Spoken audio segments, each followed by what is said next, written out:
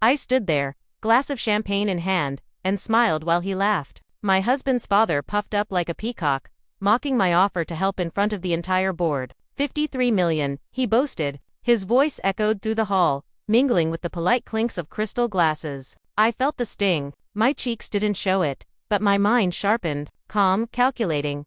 Minutes later, under the guise of checking emails, I sent a text to my advisor.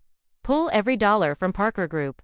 I'd met him years ago, bright-eyed and charming. His promises felt like the world opening up to me. We built something together, I thought. Trust, love, shared ambition until the cracks began. Subtle at first, a missed call here, a flustered excuse there.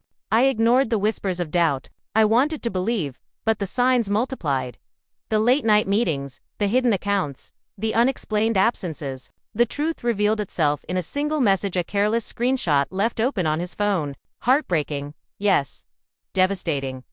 But I didn't crumble. I didn't yell. I planned. I mapped every move, every weakness, every resource he thought untouchable. His empire of wealth, his pride, his laughter, all vulnerable. I took notes, spoke to advisors, lawyers, analysts. I waited. Patience is a weapon few understand. The first strike was financial withdrawals. Restructuring, subtle moves disguised as routine. His eyes widened at the emergency meeting he hadn't called. His trusted board members sweating bullets as the numbers flashed across their screens. I watched from a distance. The calm before the storm. The panic was real, and it was mine. Next came social. I attended events where he thrived on status, dropping casual mentions of ventures and partnerships. Each revelation seemed innocuous to others but deadly to him. He faltered, stumbled, his veneer cracking. I didn't have to speak much. The truth carried itself in whispers and sideways glances. Then I waited for the final confrontation. I didn't storm in, I didn't shout. I smiled when I entered the room. His eyes tracked me, sharp with suspicion. I let him squirm. I let him imagine the worst. Funny, he said, voice tight, forcing casualness. I thought we were on the same side.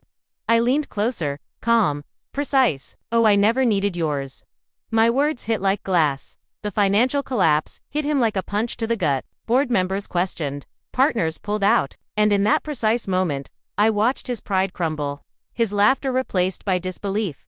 Every move I made, calculated and unseen, converged into this instant. He realized his father's empire, his bragging rights were all tainted by my silent, methodical strategy. He looked at me, and for the first time, fear replaced arrogance. No one else could see it fully, but I did. Every twitch, every hesitation. And then the final piece fell into place, a whispered confirmation from an insider. Someone he trusted blindly, someone I had quietly nudged. His kingdom, his authority, his laughter, once so commanding, now empty. I left him there, surrounded by shocked faces, his ego bruised beyond repair. The satisfaction wasn't sweet, it was precise. It was clean. It was justice delivered with elegance, not rage.